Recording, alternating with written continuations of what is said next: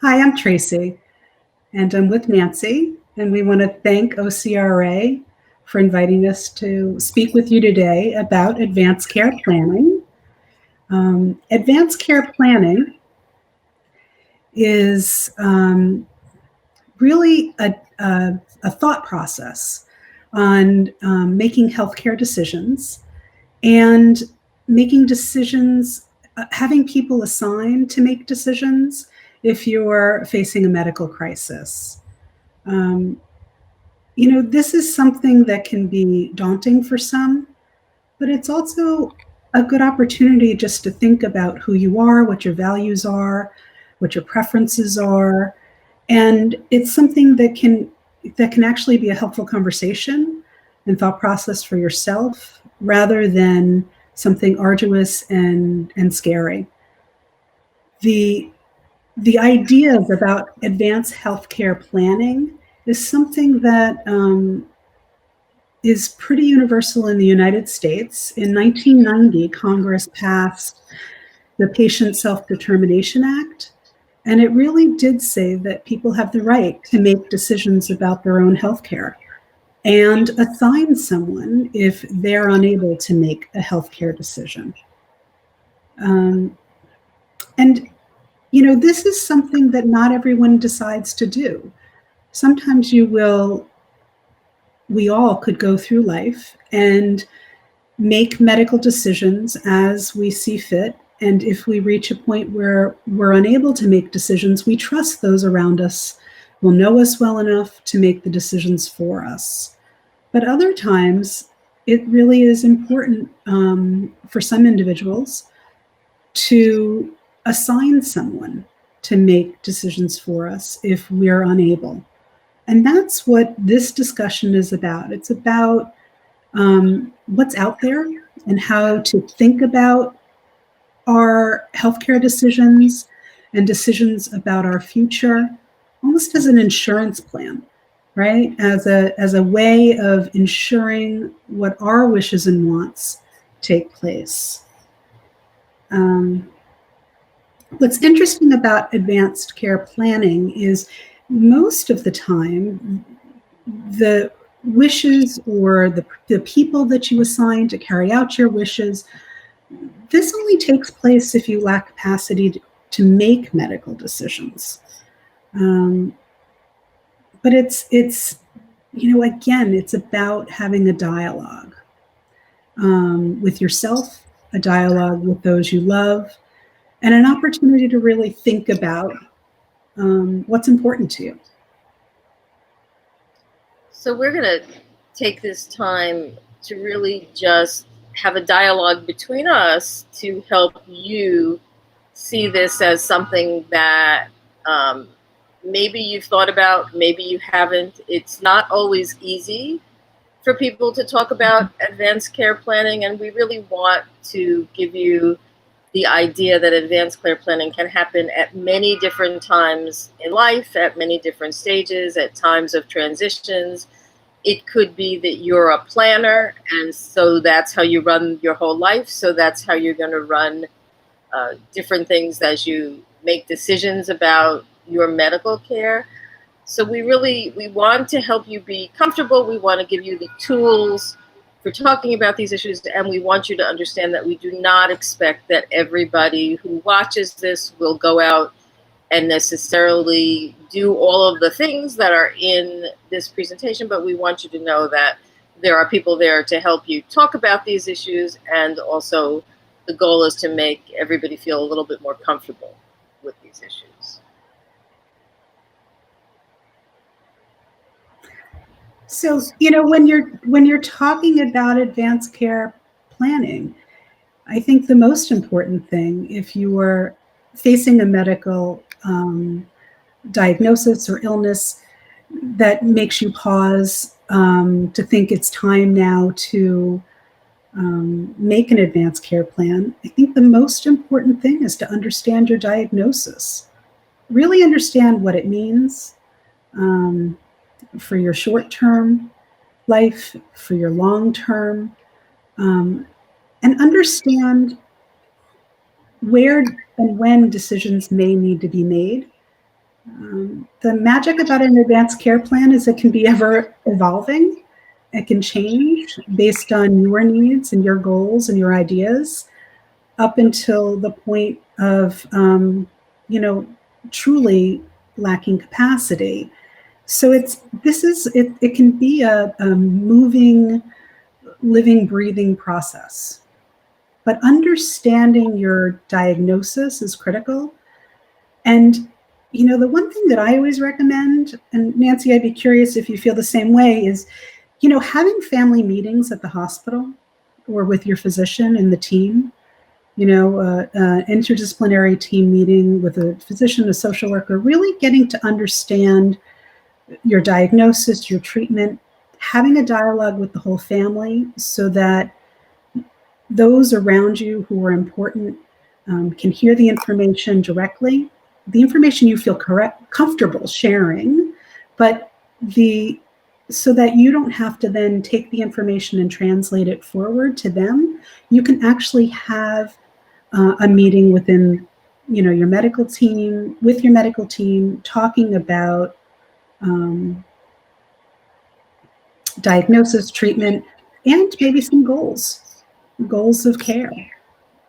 What do you think, Nancy? So it's interesting because I wanted to point out that although most people will talk about advanced care planning when they have a diagnosis, this is a conversation you could have even before you have a diagnosis in life, right? Like as people know who they are and what they want in their lives.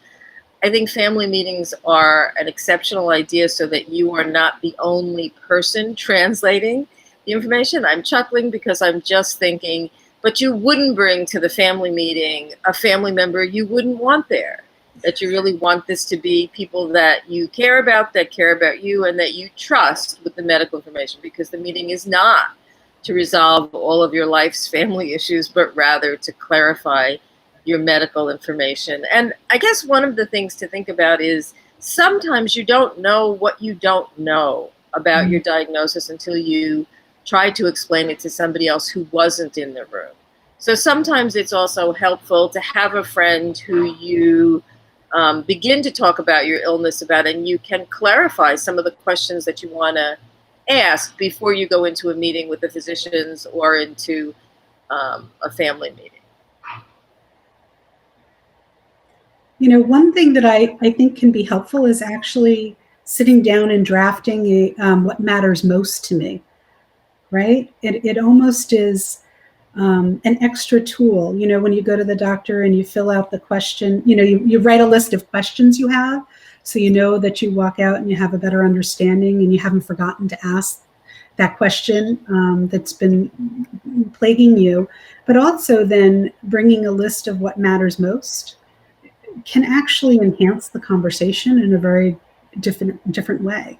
And what matters most, what does that mean? I mean, it means anything from I want to be able to continue to work. I want to feel as good as possible. I want to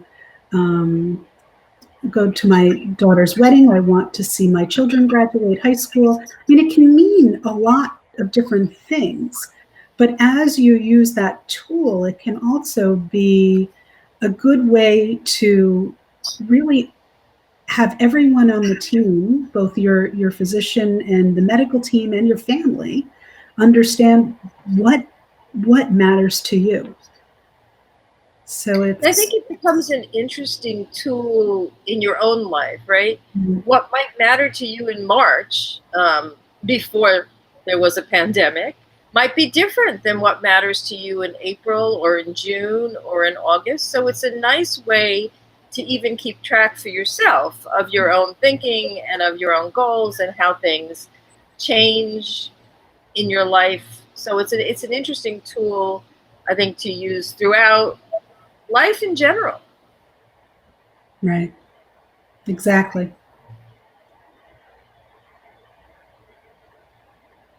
So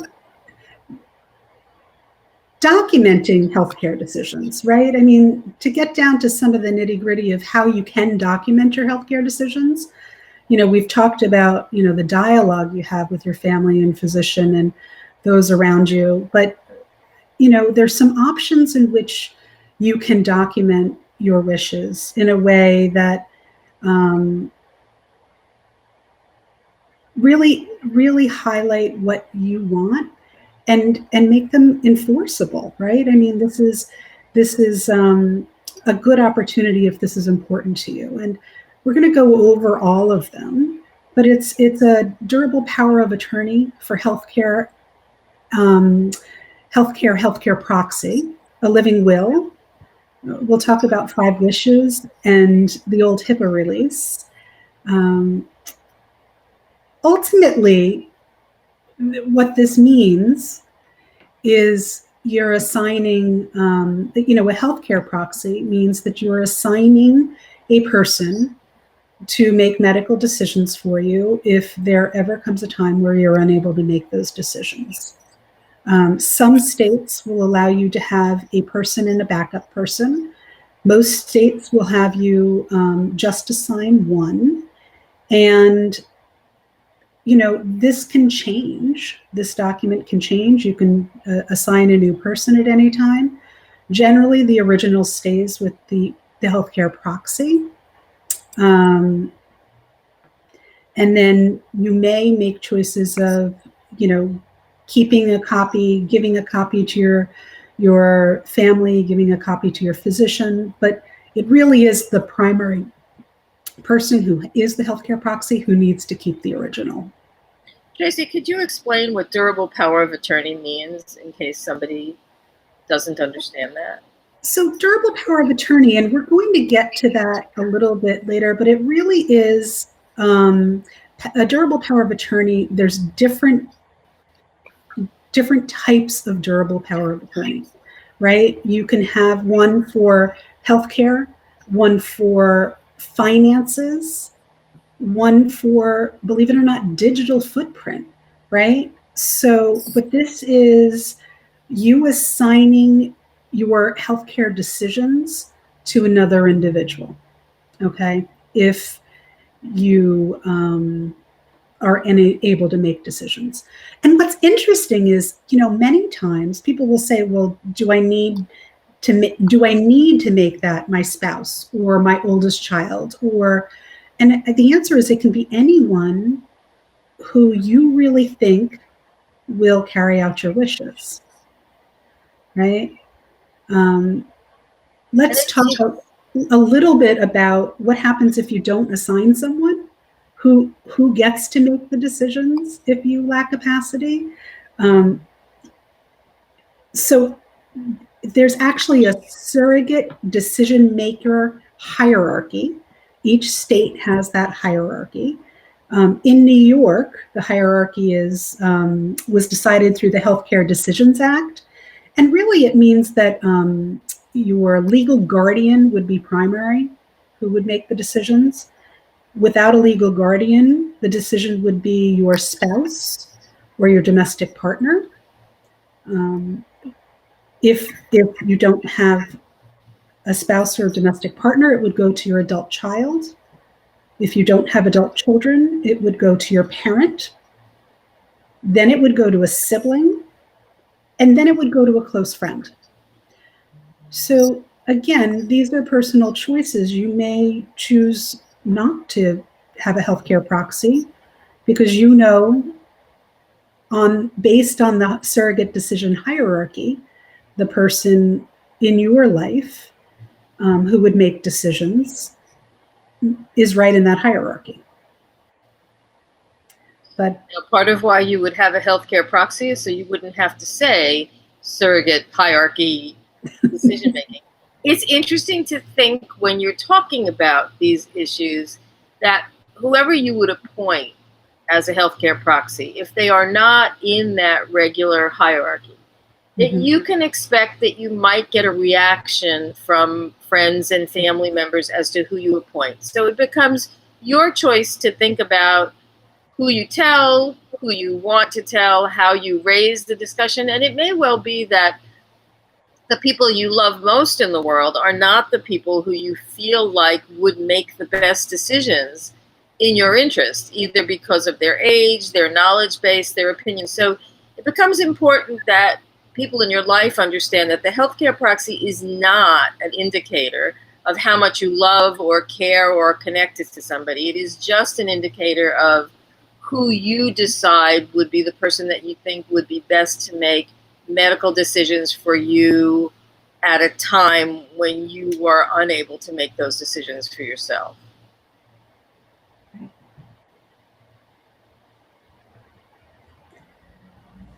So a living will is similar to a healthcare proxy, but it almost takes it a little bit further. In addition to assigning a person to make medical decisions, you may also there in this document express some of your treatment wishes. For instance, decisions on resuscitation, hydration, some things you could actually outline so that not only are you suggesting that you have someone to make decisions, but you're also helping guide them in the decision making and showing them in writing what those decisions really are for you. So it's a funny term. I think that people are very used to creating a will for a time when they are not alive.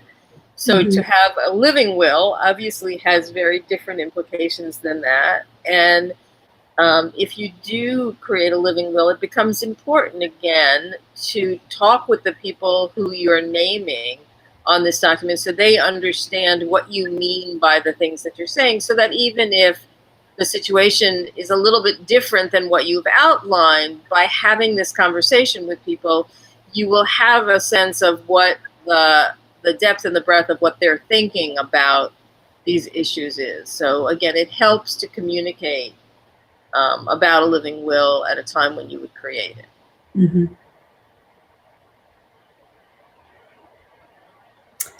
So 5 Wishes is a relatively new tool that was developed, and it's very interesting. And if you look at the screen, you'll see that the 5 wishes are outlined right there. Okay, but it's a tool in which can be brought home and used to help you with the discussion, right? So rather than sitting with a healthcare proxy or a living will, this actually poses some theoretical questions for you. Who would you like to have make decisions for you? What are some of those decisions? And it can be in place of a living will or a healthcare proxy. It has equal standing, but it's just an easier tool to use sometimes if you're going to do this at home rather than with your medical team. It also depends on how comfortable you are with the discussion. If you're very comfortable, this can be helpful, but it's not necessary. But it's just one other way to have the conversation. We were talking about assigning a healthcare proxy or someone to make decisions. And, sometimes even the people that we trust the most and who we would want to assign, they may say, I just want to be with you and be focused on you and not make decisions. I would prefer if you assign someone else.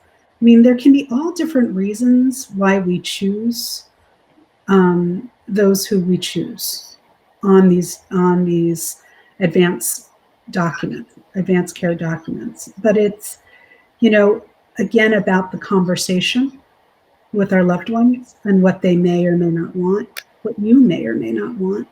And it's just an ongoing dialogue, I think. It's a very good point to make that as you're selecting people, you want to be sure that they want to be selected. And I think sometimes, even though it may seem more complicated, when you have 2 people in the role of being the healthcare proxy or in other roles, you really want it to be in a situation where it could be one and or the other. And that sometimes that may be based on availability. It may be just based on what people are projecting is going on in their lives. And I think that some of this, again, Tracy's point that it's about communication. It's about how comfortable you are talking about these things and how comfortable the people you're talking to about these things are. The thing about 5 wishes is it gives you a guide. It gives you a tool to use, so you don't have to be as assertive in creating the discussion points. They do it for you. You also could create your own statement about what you're wishing for, or bring it into a collaborative conversation with the people that you love.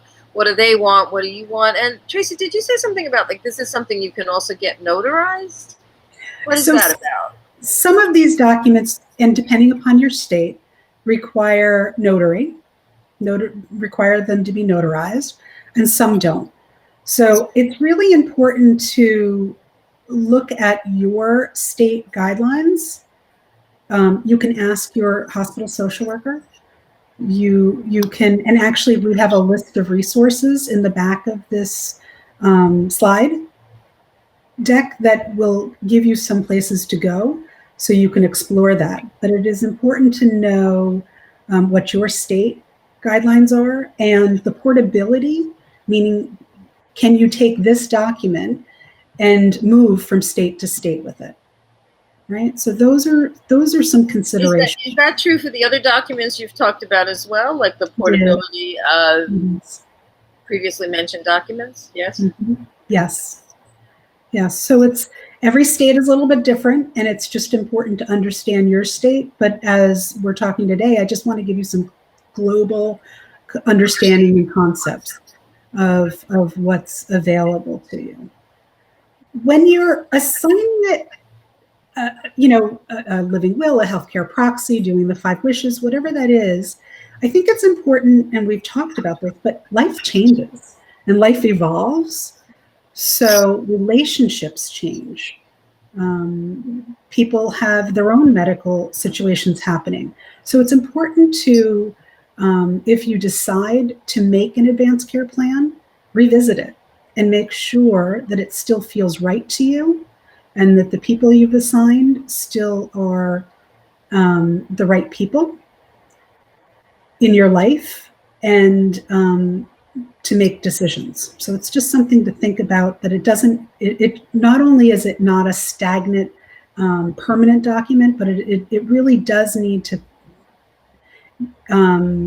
be living and breathing in the terms of making sure that it's still who you want and what you want.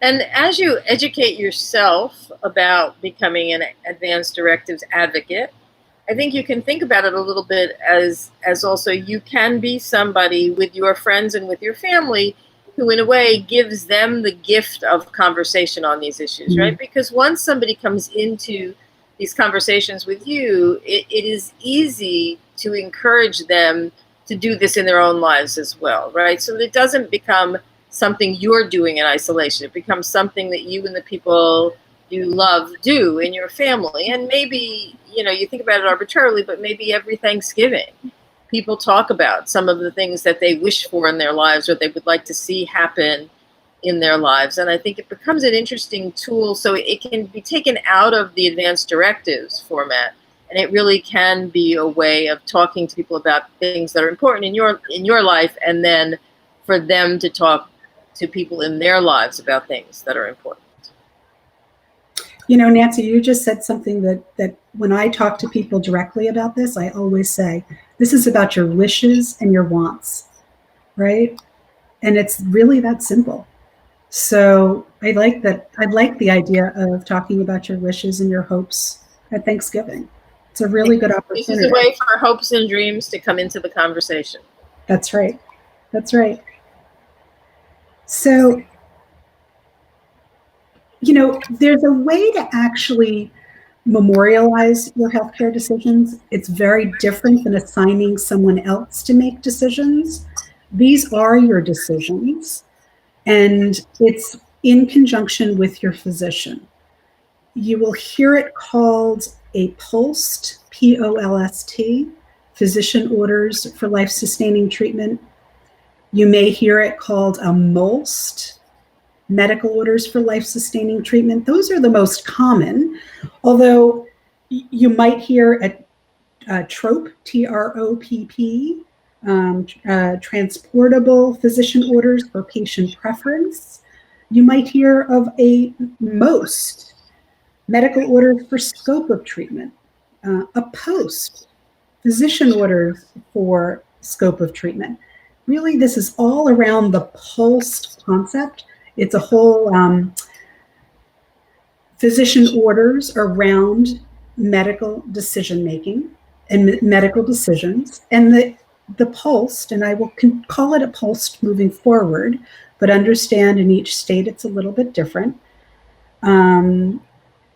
This began in Oregon in 1991, and it is a medical order or a set of medical orders that have been discussed between you and your physician that are carried out at end of life to ensure your wishes are carried through. And your wishes may be around things like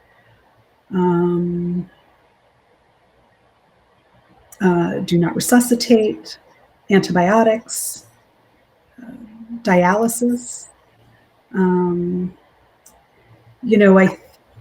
Tracy, keep me honest here. For that form, this would not be something that an individual would be downloading from the internet. This is something that would be discussed and generated in the physician's office with a medical person signing off on the form. So it wouldn't be that anybody would ever be expected to go and download that form. No, it's not something that can be downloaded. It's interesting. Let me go back to the slide so you can see it. Do you see the hot pink color of the form? Yes. Is it always pink? Not always. Some states it's goldenrod, a bright, bright yellow, but it is purposefully a bright color, and it's portable. So what happens is it is filled out in your physician's office. It is signed. It is a medical order, as you would have in a medical chart, but then it comes home with you. Most people leave this tacked on the refrigerator, so that if there was a medical emergency, all emergency personnel know to look on the refrigerator to see if there's ever this bright form, right? And it is something that if you ever went to an emergency room, the form comes with you. If you ever needed to see a second opinion or any other doctor, this is a form. Is it also posted in your medical record? So there is it is documented in your medical record that you have a PULSed. Some states have the ability to have through your electronic medical record a copy of these orders, so that if you present at an emergency room, they look to see if you have, like, an alert will come on your medical record, okay, and then you click the alert and then it will download a copy of the PULSed, okay. Not every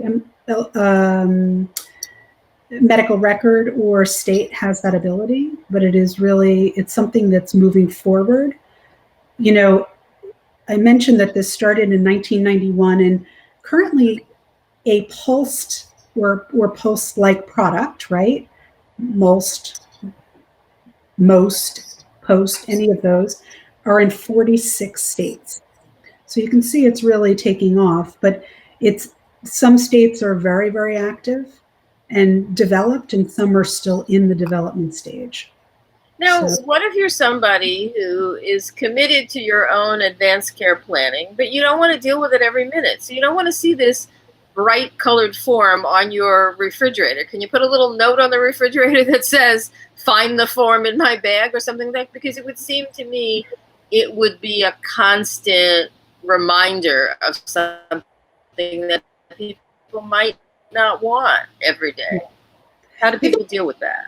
It depends on who's living with you and who's, because if you are home and you have a medical emergency, if you've got someone that can pull the form out, you don't ever need to have it posted. But if you live by yourself and 911 is called, they will look for the form and not a sticky to look for the form. Mm-hmm. So, So but interesting. it's a really good point. It is a constant reminder when it is on your refrigerator, for sure. Sure. It's a little bit bigger than a medical alert bracelet. So that's an interesting point. Some states have the opportunity to have a medical alert for I have a pulse, Mm-hmm. but not many. Thank you. No, sure. And I think, we've talked about it, but what's the difference between an advance directive or right, versus a pulse? And it really is that, an advance directive documents your wishes and who you want to represent you when you're unable to make those decisions. And a pulse is a set of orders that are discussed by you and the physician, right? So, Two different times in life. two different times in life, right? And again, things to consider in terms of your documentation. And maybe there'll never be a time to think about any of this, right? But it's about symptom management, hydration, nutrition, dialysis, antibiotics. But it also can be, and those are specific to functions, right? Bodily functions. But then there's also the concept of, do I plan an advanced care document, right, while I'm still looking at clinical trials? And how does that fit in? And that's part of the discussion to have with your physician. When do I decide to move care home, rather than continuing chemotherapy or radiation, or surgery? I think these are all things to consider. And I think that there are new, I'm sorry, I didn't mean to interrupt. No, I think that there are new things as we look at it. Like when you look at the whole advanced care planning world, it has come out of many of the knowledge base about illnesses that we know and we understand. So you may make these decisions in the context of an advanced cancer diagnosis where you have a tried and true study of the trajectory of an illness, and there are some speculations you can make based on the knowledge that's out there. You enter a world where there's a new virus out in the world and people don't know the trajectory of that illness, and they don't know if you use any of these treatment options, if in fact you will then return to your previous state of health. So some of what happens is the specificity of defining in the advanced care directive the things that you are thinking about in the context of a particular illness. If another illness or another situation enters the situation, you might have an entirely different set of circumstances and things you want to discuss. And I think we've now learned that we actually need to say, it's almost like you need to add an addendum that says, however, if something else happens and I am still in good health based on my cancer diagnosis, I do or do not want treatment for these other things. And I think that it has opened our minds to thinking about a world in which things change in a way that we don't exactly understand. So there is now a different existential component to advanced care planning that none of us might have been thinking about before this year, but now they give rise to more questions and more thinking. Such a good point. Such a good point. There's such unknown, right?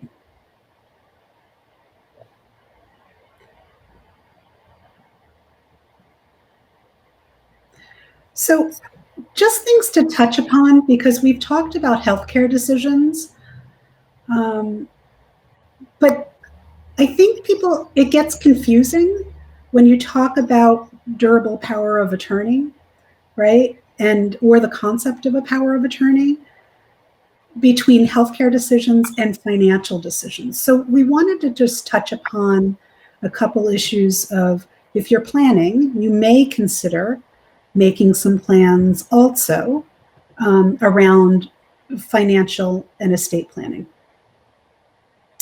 So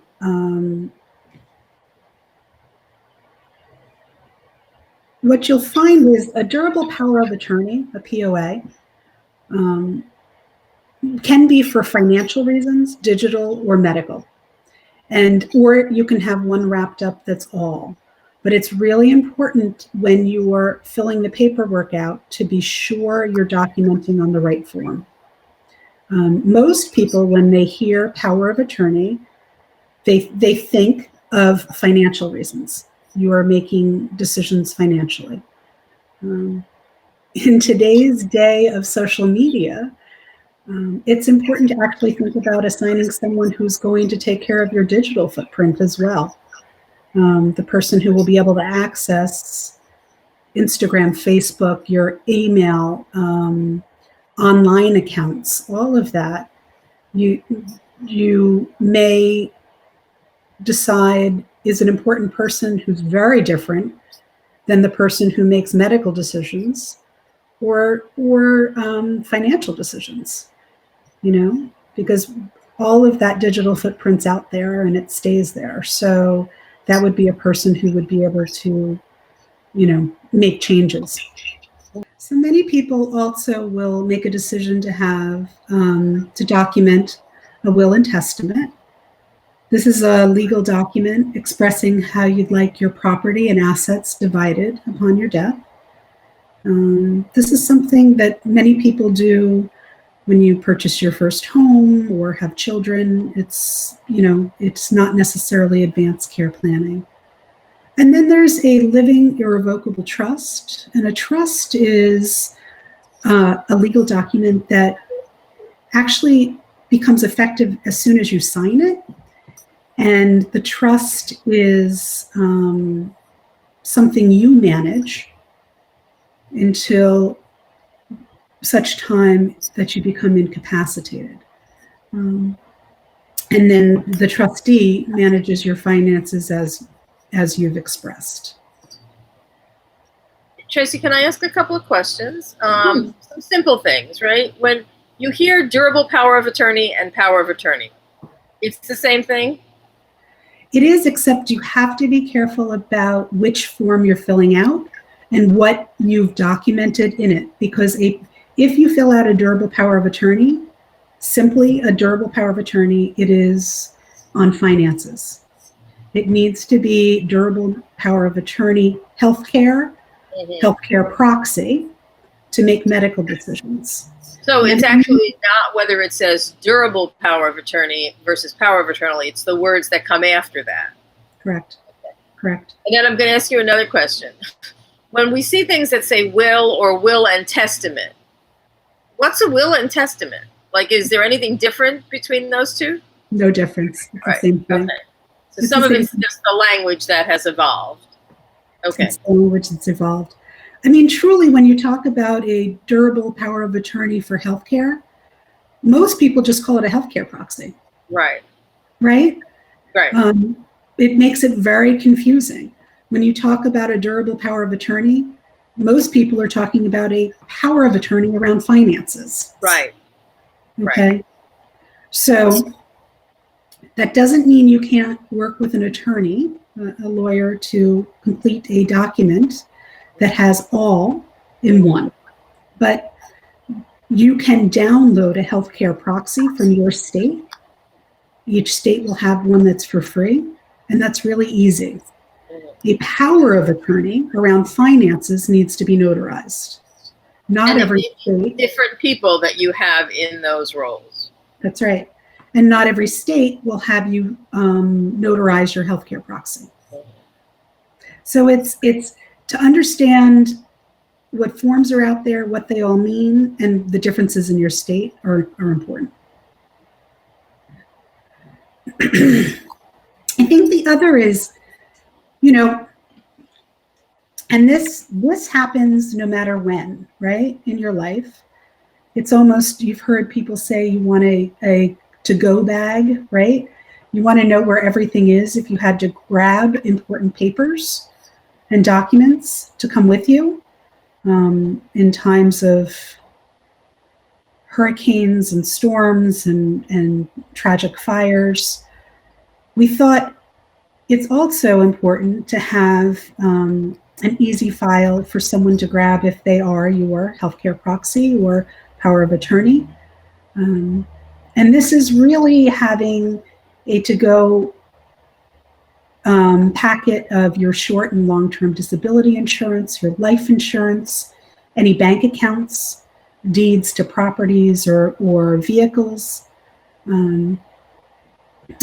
and also any contact information for those friends, and passwords to any accounts.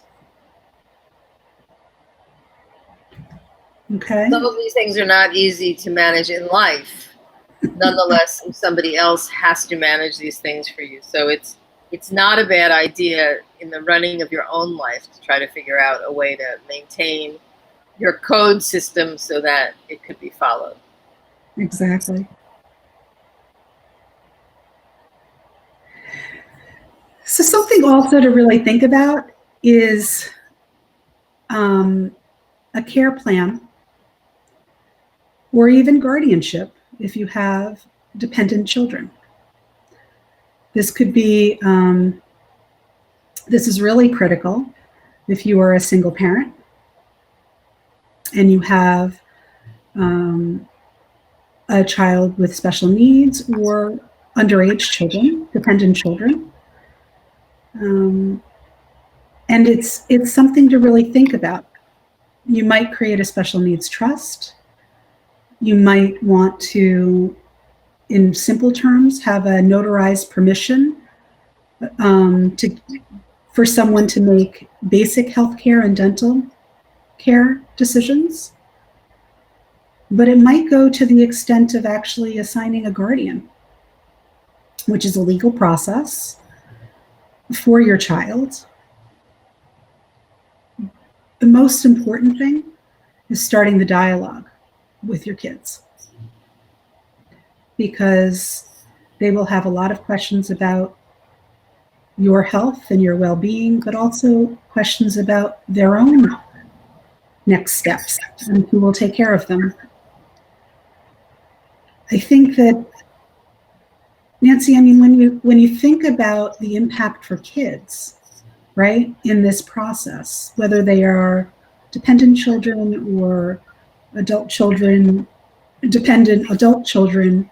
So Nancy, what are some strategies you've found that can be really helpful in having that conversation with children?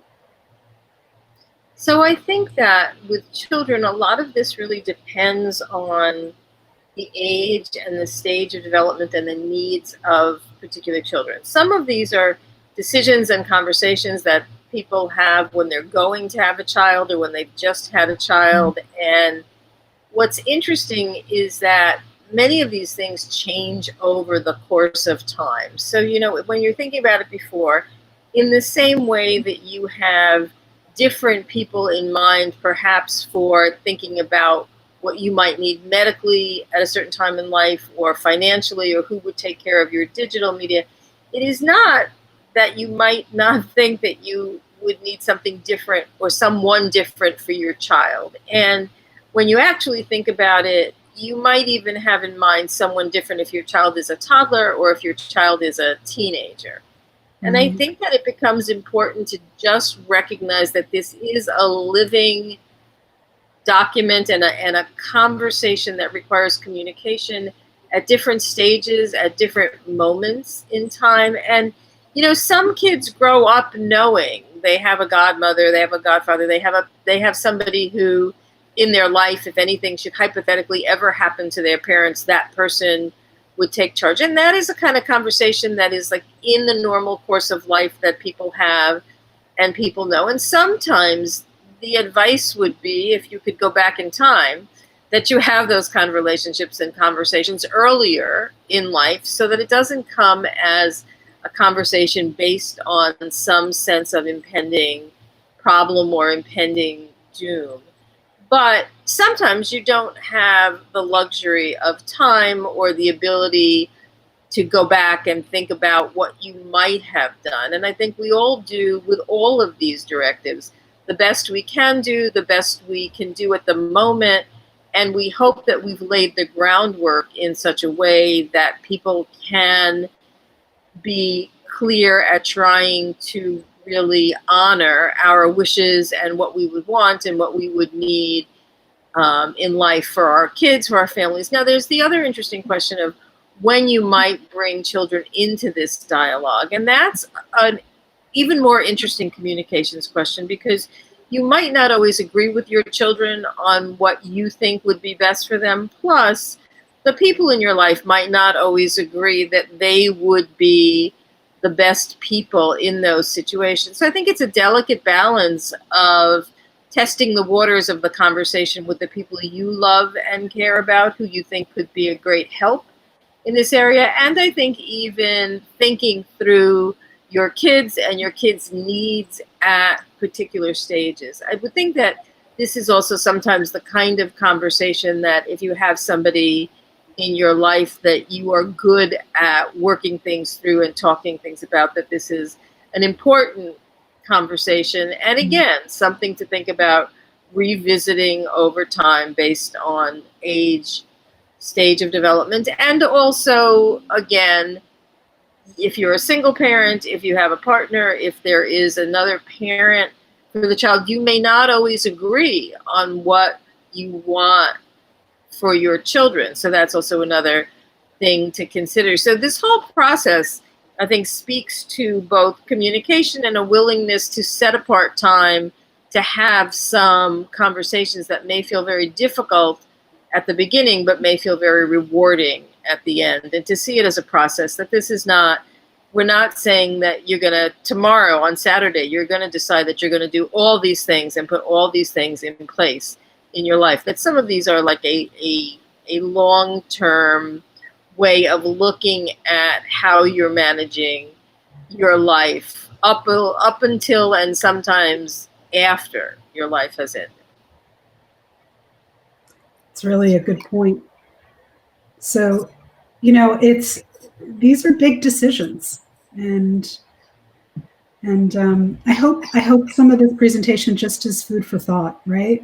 In terms of what's out there and what you may want to be considering. Just thinking about other opportunities for thoughts, creating a care plan if you have any pets, and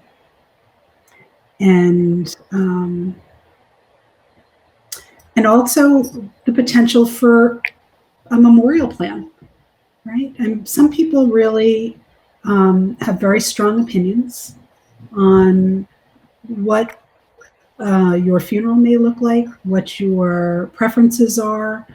You may want to sign a contract and prepay for a funeral. None of that's necessary, but it's, if it's something that you feel very strongly about, those are decisions that you could plan in advance. And then there's the reason that I'm smiling here is because even though this is a very serious subject, right, it is true that I have worked with people who have not just been very delighted, sounds like a funny word, but to plan both their own funeral, but also to plan a party afterwards. And I've been struck by a common theme that when you are planning something for after your life has ended, you are not burdened by a certain sense of responsibility or accountability. You can actually feel like you can invite who you want, you can give whoever a role to speak that you want, you could do whatever you want, and that it is different. So although these are serious issues to discuss and to think about, there is some sense of both relief and also, it sounds funny to say, like, people have found it joyous to be able to create something that does not have some of the boundaries or burdens of everyday life. So when you're thinking about these things, don't see them as a burden, but see them as an opportunity, and an opportunity you can choose to take or not to take. But what if you were to plan an event that you were not present at, but you wanted to set the stage in a certain way? It's kind of a fun opportunity. It's you might want to have a celebration of life while you're still here. That's the other piece. So it's and a party's always a party, right? Yes. So lots of opportunity. So Lifeworks Project, and this is really kind of summing up what we've been talking about today. It's just it's about a communication tool, right? To understand what documents are out there and how to document your healthcare decisions, what legal and financial planning documents you can organize. I like the concept of creating a hope chest of messages and photos you may want to leave for your loved ones. Creating a plan to record your accomplishments, because you get to set the tone if you do this, right? On who you are and how you want to be seen. Determine goals for living each moment and recognizing your life and your life's work and making it all work. I don't know. It's what are some of the, Nancy, have you worked with anyone who's done some of this already? Well, I think what's interesting when you think about everything we've been talking about today, right? Like, this is very hard work. And you need to commend yourselves for being willing to come to a session that talks about advanced care planning, and you need to be aware that not everybody can do it. But when you put the energy into it and you create various of the things that you do to put your life in order, I think that there is a kind of satisfaction that comes from those exercises. And I think that, it's interesting, like when you think about the communication tools or what you like, you can kind of like look at this and take from it what you like and what you want. You can create other things yourself, right? Like I've done an exercise in groups and with individuals where they outline for people in their lives, like just a response to a simple prompt of, I love you because. And you think about, like, in your life, if you were to take everybody that you really cared about and to, for one holiday season, create something that gives that message. That's a message that transcends time and space. And you think about the kinds of ways in which you want to take care of and be a part of the lives of the people that you love forever. So I think that the interesting thing is that, like, we would like you to take on some of the ideas of Lifeworks projects. And if you've done an activity or you've done something that has been helpful to you, you have our emails as a result of this presentation. And we would love to hear from you, because we would love to be expanding the idea of what a Lifeworks project looks like, both globally and in the lives of individuals as they face some of their own work in advanced care planning. We hope you stay in touch. I think that's so important. We've listed some resources here that may be helpful for you, so you have access to them. But as Nancy mentioned in the first slide, under our photos, we have our email addresses, and really we're very open to having this conversation individually, hearing other ideas that you've had, and keeping this moving forward. It's something that you're going to find OCRA is committed to. Every Friday at 1 p.m. Eastern Standard Time, we're offering a Staying Connected, Evolving Hope session with a Zoom group that we will continue this conversation. So please, that's free. And if you want to join us then, that would be great, or be in touch individually. But otherwise, I thank you for joining us for this conversation. It's really important and it's not easy, and hopefully it feels a little bit easier and a little less scary. So thank you. Thank you so much, and have a good day. We want to thank you and hope that this is the beginning of a dialogue. Yes. Thank you.